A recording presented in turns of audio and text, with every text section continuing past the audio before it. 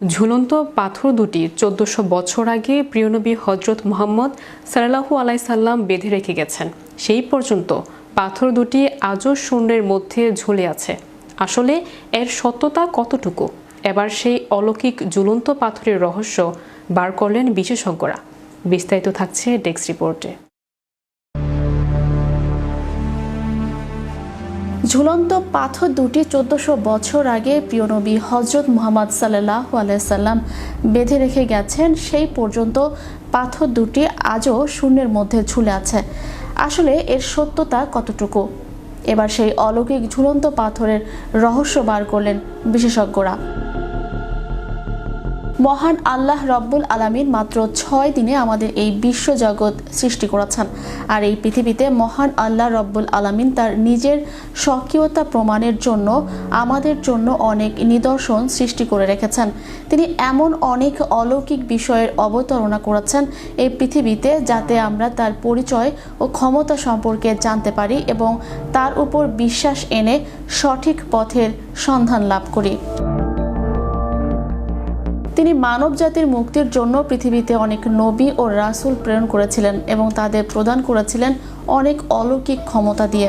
যেমন মুসা আলাইহিস সালামের লাঠি সাপে পরিণত হওয়া, সাগরের মাঝের রাস্তা তৈরি হওয়া, ইউনুস আলাইহি এর মাছের পেট থেকে মুক্তি পাওয়া, ঈসা এর ঊর্ধ্ব গমন, মুহাম্মদ সাল্লাল্লাহু আলাইহি সাল্লামের হাতের ইশারায় চন্দ্র দ্বিখণ্ডিত হওয়া ইত্যাদি।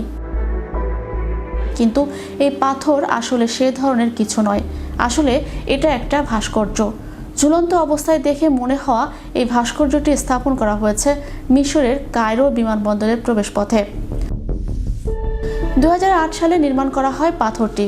এর নির্মাতা ভাস্কর শাবান আব্বাস। ভাস্কর্যটির এভাবে অবস্থান করতে পারার কারণ, পাথরগুলো আসলে পাথর নয়, বরং পাতলা মাইল্ড স্টিলের শীট, যার বাইরের দিকে পাথরের মতো রং করা হয়েছে।